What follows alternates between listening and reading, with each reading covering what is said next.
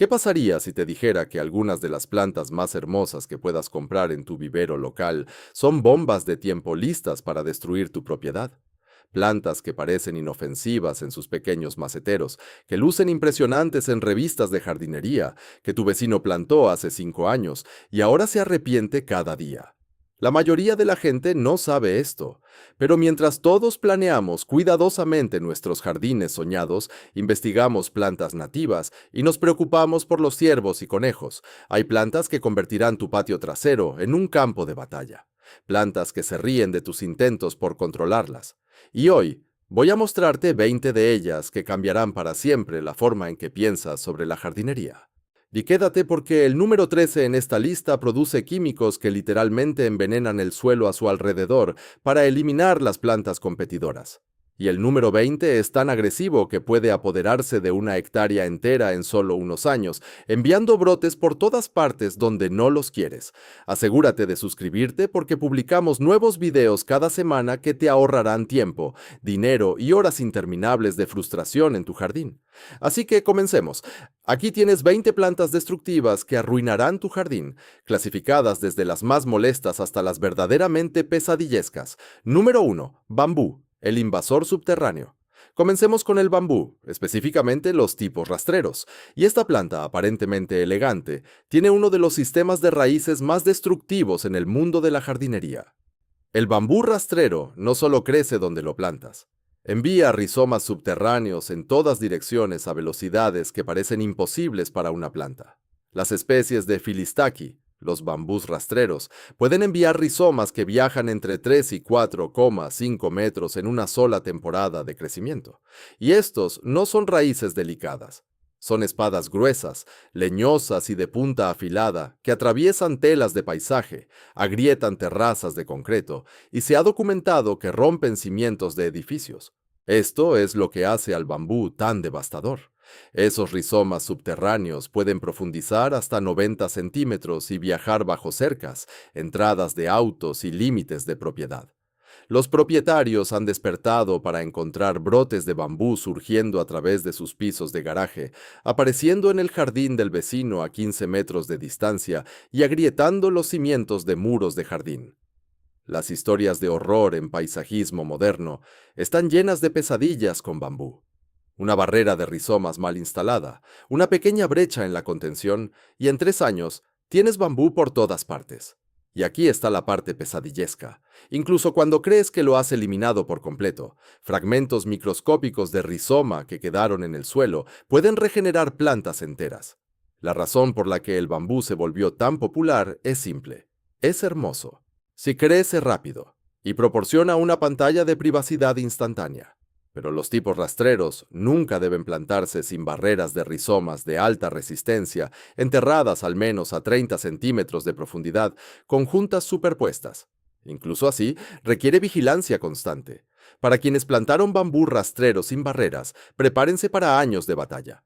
Piensa en él como la planta que parecía una gran idea hasta que literalmente invadió tu vida, la de tu vecino y la propiedad de todos en un radio de 30 metros. Número 2. Menta, la prisionera escapada. La menta puede ser la planta más engañosamente peligrosa en esta lista. Esta hierba alegre con hojas fragantes que todos aman en su té tiene una agenda subterránea que haría que el bambú envidiara.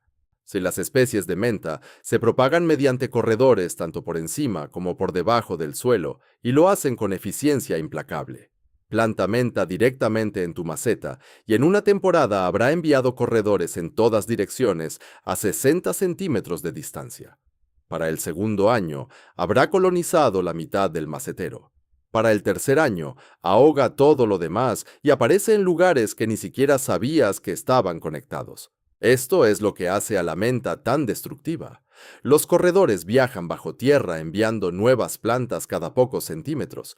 Incluso fragmentos diminutos de raíz que queden en el suelo regenerarán plantas completas. Arráncala y seguramente dejarás pedazos de raíz que volverán más fuertes. Los jardineros experimentados conocen la regla de hierro. Nunca plantes menta en el suelo. Siempre usa contenedores y, aún así, esos contenedores deben revisarse regularmente porque la menta intentará escapar por los agujeros de drenaje. Algunas variedades son tan agresivas que enraizan desde nodos que tocan la superficie del suelo alrededor del macetero. La planta se propaga por todas partes porque en realidad es útil. La gente quiere menta fresca para cocinar y bebidas. Pero esa conveniencia momentánea se convierte en décadas de arrepentimiento cuando todo tu huerto de hierba se convierte en solo menta. Tus parterres están invadidos por menta y estás sacando corredores de menta de tu césped. Para jardines pequeños y camas elevadas, la menta es un desastre absoluto. No solo compite con otras plantas, las domina y las excluye activamente. Piensa en ella como la hierba amigable que llegó como invitada y poco a poco se apoderó de toda tu propiedad, habitación por habitación, cama por cama, hasta que ya no quedó nada que pudiera vivir allí. Número 3. La uña de gato japonesa, la destructora de cimientos. La uña de gato japonesa no solo es invasiva, es realmente destructiva para la infraestructura humana de maneras que parecen casi intencionales. Fallopia japonica es la planta que los prestamistas hipotecarios consideran cuando evalúan el valor de una propiedad en áreas afectadas, porque su presencia puede de hecho devaluar tu hogar. Esta planta crece a partir de rizomas que pueden penetrar hasta 2 metros de profundidad y extenderse 18 metros horizontalmente desde una sola planta. Esos rizomas son capaces de atravesar pequeñas grietas en concreto, asfalto y cimientos, y expandirse a medida que crecen, agrietando y rompiendo la estructura. Estudios de casos modernos documentan que la uña de gato japonesa destruye entradas de autos, agrieta muros de cimientos, rompe pisos de sótano y compromete sistemas de drenaje. En el Reino Unido se considera un problema tan grave que legalmente debes informar su presencia al vender una propiedad, y muchos compradores simplemente se alejan. Esto es lo que la hace catastrófica. La planta crece hasta 4 pulgadas por día durante la temporada pico. Déjala y volverá a crecer desde los rizomas. Excavala y cualquier fragmento de rizoma que quede atrás. Incluso un pedacito del tamaño de tu uña puede regenerar una planta completa. La erradicación profesional puede tomar de 3 a 5 años de tratamientos repetidos con herbicidas y cuesta miles de dólares. Los tallos similares a los de bambú crecen hasta 3 metros en una temporada, formando matorrales densos que excluyen toda otra vegetación. Cuando los tallos mueren en invierno, queda un desierto de tallos muertos y tierra desnuda, vulnerable a la erosión. La caña japonesa se ha difundido mundialmente como planta ornamental porque crece rápido y parece exuberante. Pero ese crecimiento acelerado tiene un precio medido en la destrucción del valor de las propiedades y daños en la infraestructura. Para quienes la descubren en su propiedad, enfrentan años de costosos tratamientos profesionales.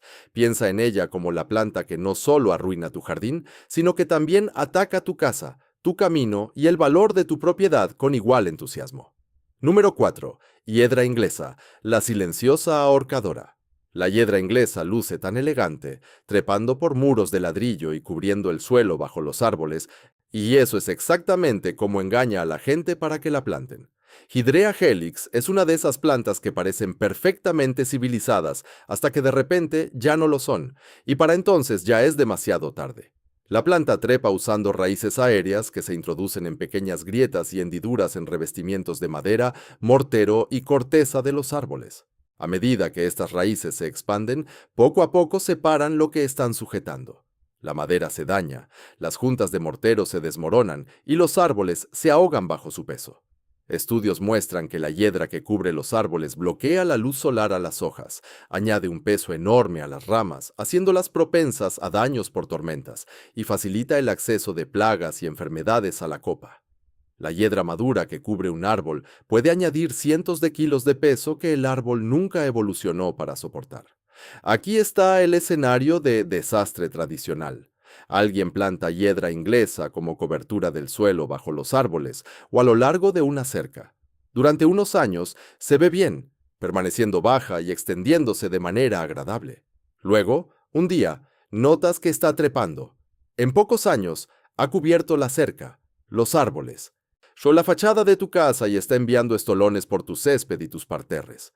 El verdadero problema es que la hiedra madura produce bayas que comen las aves y que se dispersan por todas partes. Esas semillas germinan en tus canaletas, tejas y en cualquier lugar donde las aves posen. Pronto tendrás plántulas de hiedra creciendo en toda tu propiedad y en las de tus vecinos. La hiedra se volvió popular simplemente porque es perenne y crece en sombra donde nada más puede hacerlo. Pero esa tolerancia a la sombra significa que crecerá y bloqueará la luz, destruyendo lentamente las estructuras. La remoción requiere años de cortar, arrancar y estar vigilante. Para edificios históricos y árboles maduros, la hiedra inglesa es verdaderamente peligrosa. No solo es poco atractiva, sino que también es activamente destructiva. Y piensa en ella como la planta que abraza tu hogar y árboles hasta matarlos, luciendo elegante mientras lo hace. Número 5. Kudzu, la enredadera que devoró el sur. Kudzu es legendaria por una razón. Paria, Montana, puede crecer genuinamente un pie por día durante la temporada pico. Eso no es folclore de jardinería. Es una realidad documentada. Esta importación japonesa fue plantada deliberadamente en el sur de Estados Unidos para controlar la erosión, y desde entonces ha estado enterrando el paisaje. Una sola planta de kudzu puede crecer 18 metros en una sola temporada, cubriendo y sofocando todo a su paso. Árboles, arbustos, edificios, autos abandonados, postes de electricidad. Kudzu no hace distinciones. Trepa, cubre y mata todo lo que está debajo, bloqueando toda la luz solar. Lo que hace a Kudzu apocalíptico es que las enredaderas enraízan en los nudos, por lo que una sola planta se convierte en docenas de plantas conectadas a lo largo de cientos de metros. Las raíces pueden pesar cientos de kilos y penetrar hasta 3 metros de profundidad. Cortar las enredaderas solo fomenta un rebrote más vigoroso. El control químico requiere aplicaciones repetidas durante varios años. Las estimaciones modernas sugieren que kudzu cubre más de 2,9 millones de hectáreas en el sureste de Estados Unidos. Bosques enteros han sido convertidos en monocultivos de kudzu donde nada más puede crecer. Al conducir por las áreas afectadas, se ven paisajes que parecen olas verdes congeladas en el tiempo, cubriendo todo. La enredadera se dispersa en parte porque fue plantada a propósito, pero principalmente porque casi es imposible erradicarla una vez establecida. Una sola corona de raíz puede regenerar toda la infestación. Las semillas pueden permanecer viables en el suelo durante años. Kudzu no pertenece a una lista de plantas de jardín, pertenece a una lista de desastres ecológicos, pero aún así, la gente la planta ocasionalmente a propósito para una rápida privacidad o control de erosión, lo cual es como resolver tu problema de ratones introduciendo tigres. Para quien considere kudzu por cualquier razón, no lo hagas. Simplemente no lo hagas. Piensa en ella como la planta que convierte tu jardín, tu propiedad y todo tu vecindario en una tumba verde. Número 6. La enredadera trompeta, la hermosa destructora. La enredadera trompeta produce algunas de las flores más espectaculares en tonos naranjas y rojos que puedas ver. Los colibríes la adoran, los jardineros la aman, y luego descubren lo que realmente está haciendo debajo y encima del suelo, y la historia de amor termina rápidamente. Campsus ratican se dispersa por estolones subterráneos que pueden recorrer hasta 9 metros desde la planta madre, apareciendo en medio de los céspedes, a través de camas de mulch y justo al lado de la cimentación. Las enredaderas trepan usando raíces aéreas similares a las de la hiedra inglesa, y son lo suficientemente fuertes como para arrancar estructuras de casas, romper canaletas y dañar estructuras de madera. Aquí está la trayectoria tradicional. Alguien planta la enredadera trompeta en un enrejado o cerca por sus hermosas flores. Primer año, genial. Segundo año, flores hermosas. Tercer año, comienzan a aparecer retoños a unos 4,5 metros de distancia. Cuarto año, trepa la casa, está en el césped y es imposible mantenerla bajo control. Las vides se vuelven gruesas y leñosas con la edad, lo suficientemente fuertes como para aplastar estructuras ligeras y separar tablas. Las raíces aéreas se introducen en cada grieta y espacio, y destruyendo gradualmente lo que estén sujetando. Los jardineros profesionales advierten específicamente sobre plantar la vid de trompeta cerca de casas u otras estructuras, porque una vez que se agarra, su remoción es extremadamente difícil. Las vides deben cortarse, las raíces aéreas deben rasparse sin dañar la superficie debajo, y los corredores subterráneos deben desenterrarse. Las plantas se expanden por los jardines porque esas flores en forma de trompeta son realmente hermosas, y los colibríes realmente las aman. Pero puedes disfrutar de los colibríes sin tener una planta que pueda destruir tu casa. Existen alternativas nativas que no se expanden agresivamente. Para quienes ya tienen una vid de trompeta establecida, enfrentan años de eliminación constante de retoños y corredores. Y piensa en ella como la planta que promete un paraíso para los colibríes y entrega una pesadilla de enredaderas intentando desmantelar tu casa pieza por pieza. Número 7. La glicinia, la pérgola. La glicinia china y japonesa se ven absolutamente mágicas cuando florecen. Esas racimos de flores moradas en cascada parecen sacados de un cuento de hadas, y luego las enredaderas leñosas comienzan a hacer lo que hacen las enredaderas leñosas, y tu pérgola, tu arco o tu árbol comienzan a morir. Wisteria sinensis y Wisteria floribunda no solo trepan, ahogan. Las enredaderas se enroscan alrededor de cualquier estructura vertical y siguen creciendo más gruesas año tras año. Las enredaderas maduras pueden tener el grosor de tu pierna y son lo suficientemente fuertes como para aplastar estructuras de madera y estrangular árboles hasta matarlos. Los informes sobre daños estructurales modernos documentan enredaderas de glicinia arrasando pérgolas, colapsando arcos, rompiendo ramas de árboles y arrancando canaletas de las casas. Las enredaderas crecen con tanta fuerza que pueden torcer y deformar las estructuras en las que trepan. Aquí está el patrón de desastre. Alguien planta glicinia por esas hermosas flores. Durante los primeros años, obtienen flores hermosas y un crecimiento manejable. Luego, las enredaderas comienzan a volverse serias. Alcanzan la línea del techo. Se enroscan alrededor de las canaletas. Trabajan su camino por debajo de las tejas y comienzan a aplastar lo que sea que las sostenga. Y lo peor es que la glicinia también se dispersa por semillas, enviando cientos de vainas que explotan y dispersan semillas por todas partes. En unos pocos años tendrás plántulas de glicinia apareciendo en toda tu propiedad, cada una lista para convertirse en otra enredadera monstruo. La glicinia se volvió popular porque es verdaderamente hermosa y crece vigorosamente para cubrir grandes estructuras. Pero ese vigor es precisamente el problema. No sabe cuándo detenerse. Solo sigue creciendo, engrosando, aplastando. Para las glicinias establecidas en estructuras, es necesario podar agresivamente varias veces al año solo para prevenir daños estructurales. Si se omite una temporada, las enredaderas aprovecharán. Piensa en ella como la planta de cuento que se convierte en pesadilla cuando empieza a tratar tu pérgola, como si intentara extraerle toda la vida. Bermuda Grass, el césped inmortal. Bermuda Grass es simultáneamente uno de los pastos de césped más populares y una de las malezas más odiadas en jardinería, y no hay contradicción en ello.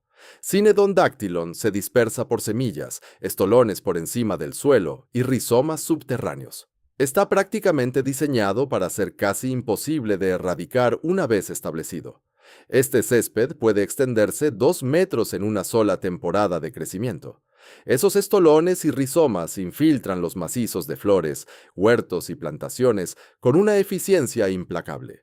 Arráncalo y cualquier pequeño fragmento de rizoma o estolón que quede atrás regenerará toda una planta. Por lo que hace que el césped bermuda sea realmente destructivo es que no solo se expande a áreas donde no quiere césped, también compite activamente con otras plantas y las excluye. En los macizos de flores se enrosca alrededor de plantas perennes y arbustos, robándoles agua y nutrientes. En huertos, compite directamente con tus cultivos. Los jardineros modernos luchan constantemente contra el Bermuda Grass. Se ríe del tejido de jardinería. Crece a través de la mulch, invade las camas elevadas. El control químico es difícil porque la mayoría de los herbicidas que matan el bermuda también matan todo lo demás, y el bermuda se recupera más rápido. El césped se extiende por todas partes porque hace un excelente césped en climas cálidos. Es resistente, tolerante a la sequía y soporta bien el tráfico peatonal. Pero las mismas características que lo hacen un buen césped lo convierten en una pesadilla en otros lugares. Para los jardineros que intentan mantener camas y bordes en zonas de bermuda, es una batalla constante de desenterrar corredores, arrancar invasores y tratar de crear barreras que realmente funcionen. La hierba encontrará cualquier debilidad y la explotará. Bermuda Grass se volvió popular como especie de césped, pero no se quedó solo en los jardines. Piensa en ella como la hierba que decidió que debe ser la única planta en todo tu patio y tiene las herramientas para lograrlo. Número 9. La hierba de obispo. El diablillo variegado. La hierba de obispo parece bastante inofensiva. Esas hojas bonitas con variegado. Ese hábito de cubrir el suelo de forma ordenada. Parece perfecta para áreas sombreadas donde nada más crece. Ese Egopodium podagraria obtuvo su nombre común de goodweed por su uso medicinal histórico, pero los jardineros modernos tienen otros nombres para ella, la mayoría inescapables. Esta planta se dispersa por rizomas subterráneos que se fragmentan increíblemente fácilmente. Cada pequeño fragmento de raíz que quede en el suelo hará que crezca una nueva planta. Forma colonias densas que excluyen todo lo demás y es casi imposible de eliminar una vez establecida. Aquí está el desastre tradicional. Alguien planta hierba de obispo como cobertura del suelo en un área sombría, quizás bajo árboles o a lo largo de una cerca. La primera temporada se ve genial. La segunda temporada se ha expandido mucho. La tercera temporada ha cruzado el límite y ha comenzado a invadir camas adyacentes. Para el quinto año, está por todas partes y eliminarla se convierte en un proyecto que dura varios años. Las hojas variegadas son en realidad la parte más insidiosa. Son lo suficientemente atractivas como para que la gente siga pensando que quizás puedo controlarlas, hasta que ya no puedan. Las formas de hojas verdes son aún más vigorosas. Los jardineros profesionales consideran que la hierba del obispo es uno de los peores errores que puede cometer un propietario. Una vez que está en tu suelo, te enfrentas a años de cavar, tamizar y eliminar cada fragmento de raíz. Si dejas pasar un pedazo, en una temporada estarás de vuelta en donde comenzaste. La planta se expandió por los jardines porque realmente llena las áreas sombreadas donde otras cubiertas de suelo luchan por crecer. Pero ese vigor tiene un precio. No permanecerá donde lo pongas. Y no compartirá espacio con nada más. Para quienes luchan contra la hierba del obispo establecida, la única solución real es la eliminación completa del suelo y su reemplazo, o años de cavar persistentemente y tratar con herbicidas. Piensa en ella como la cubierta de suelo bonita que se convierte en una guerra de gorilas que dura décadas en tu jardín. Número 10. Alcachofa de Jerusalén, el tubérculo eterno. La alcachofa de Jerusalén parece inocente. En realidad, es un tipo de girasol que produce tubérculos comestibles. Suena genial, ¿verdad? Plántala, cosecha algunos tubérculos, disfruta los asados, pero Elianthus tuberosus tiene un truco. Esos tubérculos se deshacen increíblemente fácil y cada fragmento crecerá en una nueva planta. Cosecha tus alcachofas de Jerusalén. Deja pasar algunos tubérculos o rompe algunos durante la excavación y el próximo año tendrás docenas de plantas. Intenta eliminarlas. Rompe más tubérculos y el problema se multiplica. En unos pocos años tendrás alcachofas de Jerusalén por todas partes y no hay manera práctica de deshacerse de ellas. Esto es lo que hace que esta planta sea tan frustrante. Los tubérculos pueden crecer a 2 metros de profundidad. Se deshacen si las miras mal. Cada planta produce docenas de tubérculos y son persistentes. Seguirán regresando año tras año, sin importar cuántas veces las excaves. Los entusiastas de la permacultura moderna a veces plantan deliberadamente alcachofa de Jerusalén para producción de alimento.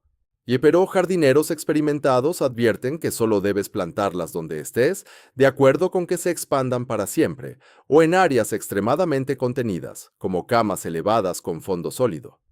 Las plantas mismas crecen entre 2,5 y 3 metros de altura, formando densos grupos que sombrean todo lo demás.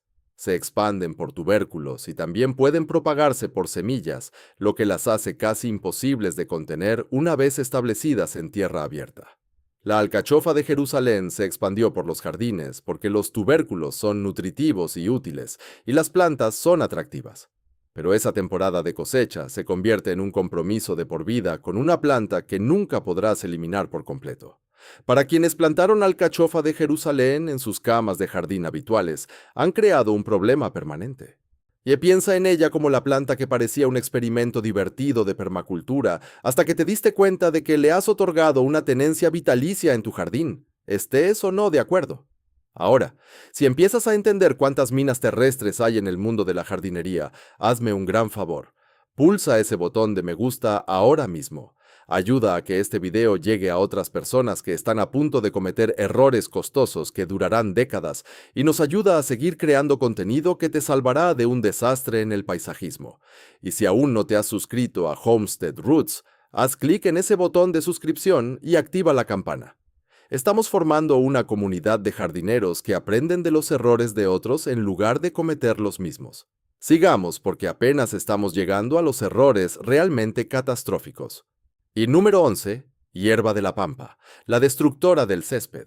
La hierba de la pampa parece inofensiva. Está cubierta de suelo de crecimiento bajo con hojas redondas y pequeñas flores moradas, se extiende plana por el suelo enraizando en cada nodo. Glaucoma, Heteratia, parece que compartir espacio con tu césped estaría bien. No está bien.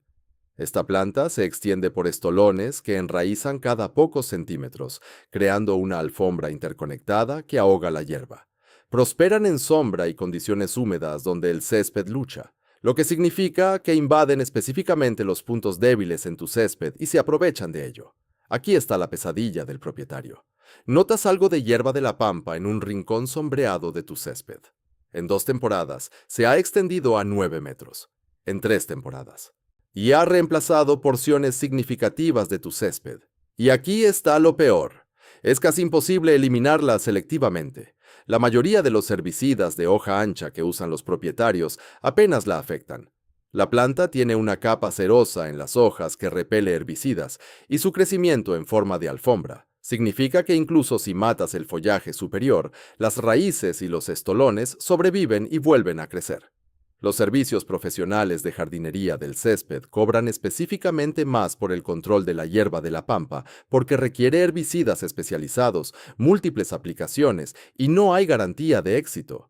La planta es tan resistente, la cubierta de suelo se extiende por los céspedes en parte por el corte, que rompe pedazos que se dispersan y enraizan donde caen, y en parte porque en realidad se ve bien para algunas personas hasta que se apodera por completo. Para quienes intentan mantener un césped puro en áreas donde la hierba de la pampa está establecida, es una batalla constante. Piensa en ella como la cubierta de suelo que apunta específicamente a las partes más débiles de tu césped y las conquista sistemáticamente, un lugar sombreado a la vez. Número 12. Superviviente prehistórico.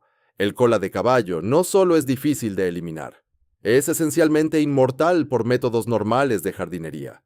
Las especies de Equisetum han existido desde los dinosaurios y han sobrevivido tanto tiempo siendo casi indestructibles. Las plantas se propagan por rizomas que pueden penetrar hasta 2 metros de profundidad y fracturarse en fragmentos cuando intentas arrancarlas.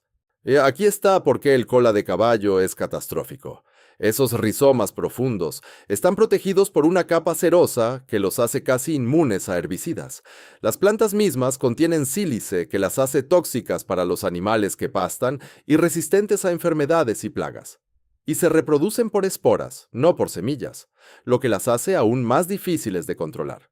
Los jardineros modernos que encuentran cola de caballo la describen como la planta que rompió su espíritu.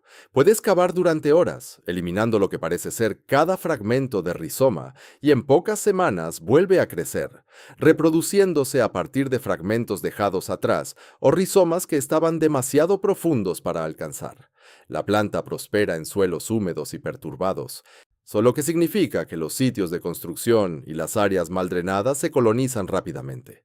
Una vez establecida, la cola de caballo es básicamente permanente a menos que estés dispuesto a reemplazar toda la tierra hasta una profundidad de al menos 1 metro. El control químico es en su mayoría ineficaz.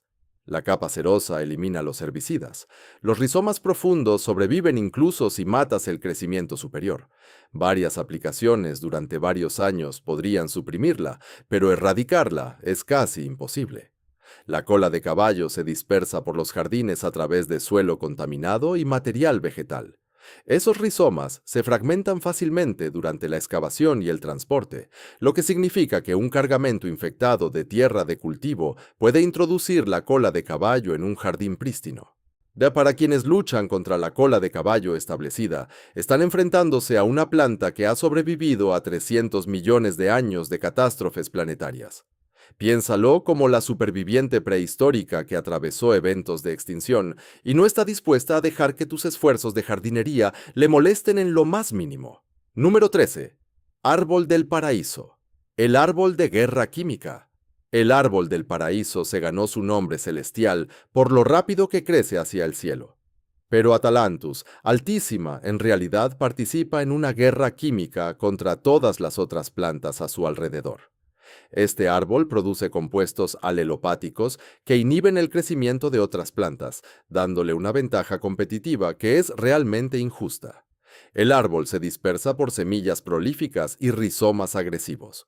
Un solo árbol maduro puede producir cientos de miles de semillas y el sistema de raíces envía brotes a varias decenas de pies del árbol madre. Cortar el árbol y el sistema de raíces responde, enviando docenas de nuevos brotes. Esto es lo que hace que el árbol del paraíso sea realmente destructivo. Esos químicos alelopáticos envenenan el suelo para otras plantas. El sistema de raíces agresivo daña cimientos, líneas de alcantarillado y pavimento. La madera es débil y propensa a romperse, haciendo que los árboles maduros sean peligrosos. Los urbanistas modernos consideran al árbol del paraíso uno de los peores árboles invasores en Norteamérica. Coloniza áreas perturbadas, terrenos baldíos y grietas en la infraestructura, luego suprime la vegetación nativa y crea monocultivos. Si los árboles se dispersan por todo el mundo porque crecen increíblemente rápido en condiciones pobres y parecen casi indestructibles. Sobrevive a la contaminación, sequías, suelos deficientes y negligencia. Pero esas cualidades de supervivencia tienen un precio. Dañan todo a su alrededor. La eliminación requiere matar el sistema de raíces, lo que implica tratamientos repetidos con herbicidas en los tocones cortados o años de eliminación persistente de los brotes hasta que las raíces agoten sus reservas de energía. Para quienes tienen un árbol del paraíso en su propiedad, están lidiando con un árbol que no solo compite con otras plantas, sino que las envenena activamente. Piénsalo como el árbol que juega sucio y gana asegurándose de que nada más pueda sobrevivir cerca. Número 14. Olivo ruso, el manipulador de la química del suelo. El olivo ruso parece elegante con sus hojas plateadas y flores fragantes. El Heliagnus y Gustapogia parecían un árbol ornamental excelente, especialmente para lugares difíciles con suelos pobres. Luego, la gente descubrió lo que hace con la química del suelo y lo agresivo que es en su propagación. Este árbol es fijador de nitrógeno, lo que suena beneficioso hasta que te das cuenta de que fija nitrógeno para cambiar las condiciones del suelo a su favor y en contra de las plantas nativas adaptadas a niveles bajos de nitrógeno. Las bayas se dispersan por aves, estableciendo nuevos árboles en todo el paisaje. Aquí está el patrón del desastre. El olivo ruso se establece en áreas de recuperación y sitios perturbados. Crece rápidamente, forma espesos matorrales y desplaza a sauces nativos. Hay álamos y otra vegetación de áreas de recuperación. Los niveles alterados de nitrógeno favorecen a las especies invasoras sobre las nativas. Los proyectos modernos de restauración ecológica dedican miles de dólares a eliminar el olivo ruso de las cuencas afectadas porque su presencia cambia fundamentalmente la función del ecosistema. Los densos matorrales bloquean el movimiento de la fauna y el acceso al agua. Los árboles se dispersan porque son resistentes, atractivos y producen flores y bayas fragantes que comen la fauna silvestre. Pero esas mismas bayas aseguran que el olivo ruso no permanezca donde lo plantas. Las aves llevan semillas a millas, estableciendo nuevas poblaciones constantemente. La eliminación requiere cortar y tratar inmediatamente los tocones con herbicida para evitar que broten nuevamente. La semilla y el suelo garantizan que nuevas plántulas aparezcan durante años después de la remoción. Para quienes enfrentan el olivo ruso en su propiedad o cerca de ella, están luchando contra una planta que literalmente cambia la química del suelo para favorecerse a sí misma. Piénsalo como el árbol que no solo invade, sino que transforma tu tierra en algo que se adapta mejor a sus necesidades. Número 15. Lucistrife morado, la destructor de humedales. El lucistrife morado produce espectaculares racimos de flores de color rosa púrpura que lucen increíbles en jardines y centros de jardinería. La Lythram salicaria parecía un ornamental perfecto para áreas húmedas. Luego escapó a los humedales naturales y reveló su verdadera naturaleza. Una sola planta produce millones de semillas por año. Esas semillas se dispersan por agua, fauna silvestre y equipos contaminados. Las plantas forman monocultivos densos que excluyen la vegetación nativa de humedales, destruyendo hábitats para la fauna que depende de plantas nativas diversas. Aquí está la pesadilla ecológica. El lucistrife morado invade pantanos, bordes de estanques y praderas húmedas. Compite eficazmente con juncos, carrizos y flores silvestres nativas que proporcionan alimento y hábitat para aves acuáticas, anfibios e insectos. Los densos rodales ofrecen poco valor a la fauna nativa. Los proyectos modernos de restauración de humedales dedican recursos importantes a eliminar el lucistrife morado de las áreas afectadas. La planta está prohibida en muchos estados, pero continúa propagándose desde viejas plantaciones y plantas escapadas de jardines. La planta se expandió porque es verdaderamente hermosa y vigorosa en condiciones húmedas, donde muchas plantas ornamentales luchan. Pero ese vigor destruye el valor ecológico de los humedales que invade. El control requiere una eliminación persistente o tratamiento químico. Y aún así, la enorme banca de semillas significa que emergerán nuevas plantas durante años. Algunas medidas de control biológico con escarabajos europeos muestran promesas, pero no son universalmente efectivas. Para quienes tienen lucistrife morado cerca de humedales naturales o estanques, están albergando una planta que está degradando activamente la salud del ecosistema. Piénsalo como la flor hermosa que está cometiendo un homicidio ecológico, un humedal a la vez. Número 16. Budleja, el agresivo cedro. La budleja parece una heroína del jardinería.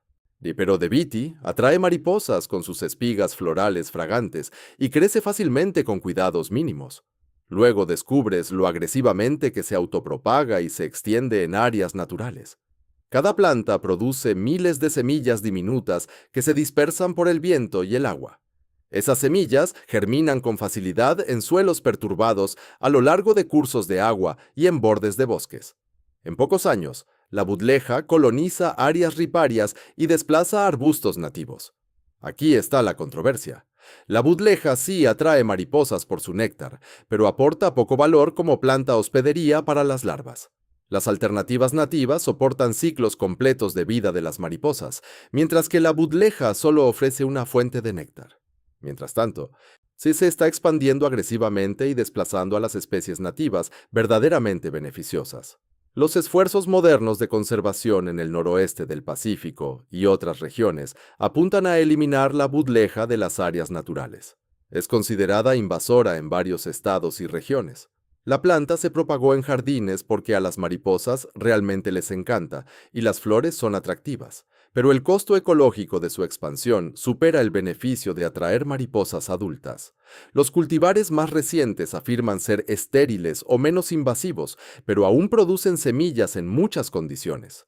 La forma más segura es eliminar las flores marchitas antes de que produzcan semillas, pero la mayoría de los jardineros no lo hacen de manera constante. Para quienes desean apoyar a las mariposas, existen alternativas nativas que ofrecen tanto néctar como alimento larvario sin la expansión invasora. Piénsalo como la planta amigable con la vida silvestre que, después de todo, resultó no ser tan amigable para el hábitat de la vida silvestre. Número 17. Planta camaleón. La imparable corredora subterránea. La planta camaleón tiene uno de los follajes más llamativos en el mundo de las cubiertas vegetales. Sus hojas salpicadas de rojo, crema y verde lucen increíbles en macetas y en fotos. Jutunia cordata parecía una solución perfecta para áreas difíciles. Luego la plantas en el suelo y descubres el horror. Esta planta se extiende por rizomas subterráneos que viajan a una velocidad aterradora. Se fragmenta fácilmente. Lo que significa que cada intento de removerla la divide en docenas de pedazos que cada uno produce nuevas plantas, y tiene un olor característico a pescado que muchas personas encuentran realmente desagradable. Aquí está la trayectoria de la pesadilla. Alguien planta la planta camaleón en una cama por su follaje colorido. En una temporada se extiende 3 metros en todas las direcciones. Para el segundo año, invade camas adyacentes y el césped. Para el tercer año, escapa completamente a la contención y aparece en todas partes. Los rizomas viajan por debajo de la superficie, emergiendo a través del césped, en grietas del pavimento y en propiedades vecinas.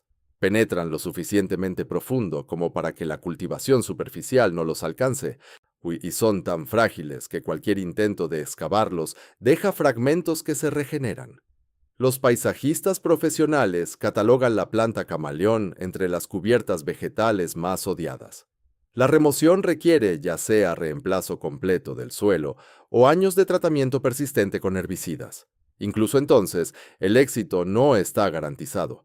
La planta se propagó en jardines porque es verdaderamente atractiva en macetas donde está contenida. Pero plantarla en el suelo es un desastre del que la mayoría de los jardineros se arrepiente para siempre. Para quienes plantaron la planta camaleón en el suelo, han creado un proyecto de erradicación de varios años.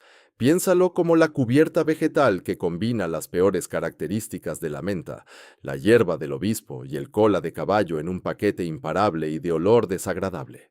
Número 18. Campanilla, la enredadera sofocante. Las campanillas silvestres producen flores en forma de embudo, alegres, en rosa, púrpura y blanco. Las especies de Convolvulus y Epamoya trepan y se expanden con entusiasmo que parece encantador hasta que te das cuenta de que están sofocando todo a su paso y retrocediendo con descaro. Estas enredaderas crecen rápidamente, envolviendo cualquier estructura vertical y derribándola con su peso. Producen semillas abundantes que permanecen viables en el suelo durante décadas. Los tipos de pasto de la familia de la campanilla tienen raíces profundas que vuelven a crecer incluso después de intentos repetidos de remoción. Aquí está el desastre en el jardín. Las campanillas estrangulan las plantas del jardín, ahogan arbustos y crean masas enredadas que colapsan bajo su propio peso. Se trepan por encima y alrededor de todo, bloqueando la luz solar y estresando a las plantas de soporte. Las semillas se dispersan por todas partes por aves, agua y suelo contaminado.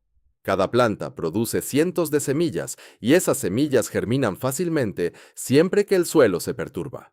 Esto crea un ciclo perpetuo de nuevas plantas que aparecen año tras año. Los jardineros modernos luchan constantemente contra la campanilla. Las enredaderas crecen tan rápido durante la temporada pico que pueden cubrir un arbusto en una semana. Arrástralas y las semillas que perturbas aseguran la cosecha del próximo año. El control químico es difícil porque las hojas en forma de corazón liberan herbicidas y las raíces profundas de los tipos de campanilla sobreviven a la mayoría de los tratamientos. La remoción persistente del follaje superior eventualmente agota las plantas, pero toma años. La campanilla se propaga en jardines porque sus flores son atractivas y las plantas crecen fácilmente. Pero ese crecimiento fácil nunca se detiene donde tú quieres. Para quienes luchan contra la campanilla establecida, les espera años de arrancar enredaderas antes de que produzcan semillas. Piensa en él como la flor alegre que envuelve todo en abrazos asfixiantes, asegurándose de que sus hijos hagan lo mismo durante décadas. Número 19. Campanilla amarilla. El suelo del bosque. La campanilla amarilla quizás sea la planta menos conocida de esta lista. Sí, pero es una de las más destructivas en las áreas donde se establece. La Miastrum galebdolon se extiende por estolones y forma una cobertura tan densa del suelo que absolutamente nada más puede crecer debajo. La planta fue introducida como cubierta ornamental para sombra y sobresale en cubrir el suelo. Se escapa de los jardines e invade los sotobosques, formando alfombras monoculturales que excluyen las flores silvestres nativas y la regeneración del bosque. Aquí está el desastre ecológico. La campanilla amarilla invade áreas naturales del bosque y elimina las flores silvestres de primavera. Trilliums, sanguinaria, jengibre silvestre y docenas de otras especies nativas que no pueden competir con su crecimiento denso. Esto impacta desde los polinizadores hasta la regeneración del bosque. Si la gestión forestal moderna en las regiones afectadas apunta específicamente a eliminar la campanilla amarilla, pero es una batalla difícil. Los estolones raíces en cada nodo, formando esteras interconectadas. La eliminación altera el suelo y a menudo deja fragmentos que se regeneran. La cobertura del suelo se extiende porque crece con fiabilidad en sombra profunda, donde la mayoría de las cubiertas del suelo fallan y las formas variegadas son atractivas.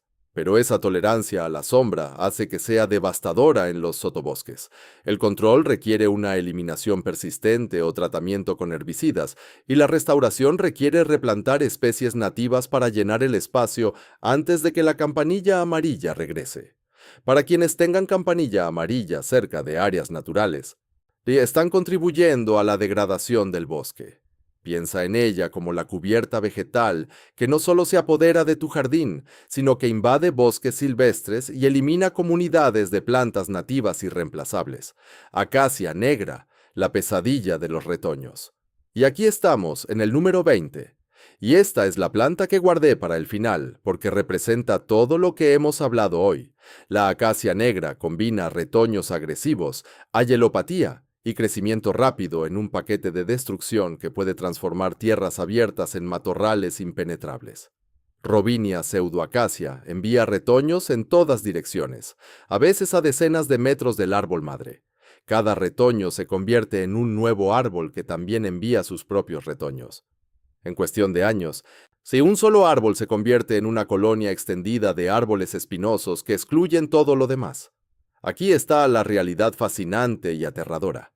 La acacia negra es originaria de una pequeña región de Apalachia, pero se ha extendido por toda Norteamérica y a nivel mundial. La madera es valiosa, densa, resistente a la pudrición y útil, pero su hábito de propagación hace que sea catastrófica en los paisajes.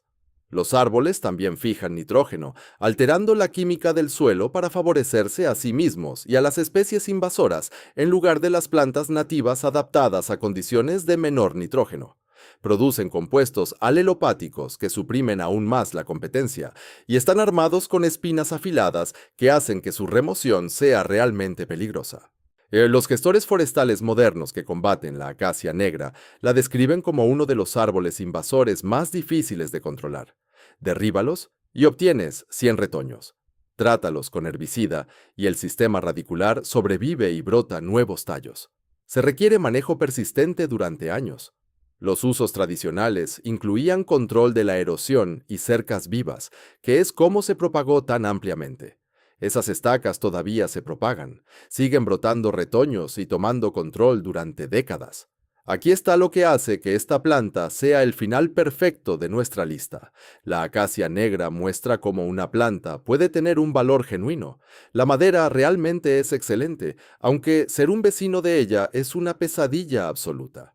Las mismas características que la hacen útil: crecimiento rápido, madera densa y capacidad para prosperar en suelos pobres, la hacen casi imposible de controlar una vez establecida.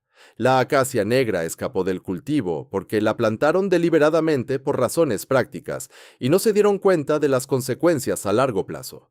Para quienes enfrentan la acacia negra en su propiedad, están ante años de lucha constante contra los retoños, o aceptan que el árbol convertirá gradualmente su tierra en un bosque de acacia negra. Piensa en ella como un recordatorio de que a veces la planta que parece más útil es en realidad la que más te quitará. No pide permiso, no permanece contenida. Solo se extiende año tras año, retoño tras retoño, hasta que te rindes o te comprometes a toda una vida de manejo. Y si llegaste hasta aquí y te sientes agradecido por haber aprendido sobre estas plantas destructivas antes de plantarlas, dale like. Realmente ayuda a que el canal crezca y ayuda a que otras personas eviten estos errores catastróficos en jardinería. Deja un comentario abajo y cuéntame, ¿has lidiado con alguna de estas plantas? ¿Cuál te suena como tu peor pesadilla? Leo cada comentario y me encanta escuchar tus historias de horror. Y si aún no te has suscrito a Raíces de la Granja, ¿qué estás esperando? Pulsa ese botón de suscripción y activa la campana de notificaciones para no perderte ningún video. Estamos aquí para ayudarte a jardinear con inteligencia, evitar errores costosos y disfrutar realmente de tu jardín en lugar de pelearte con él durante décadas. Gracias por ver y recuerda: a veces la habilidad más importante en jardinería es saber qué no hacer.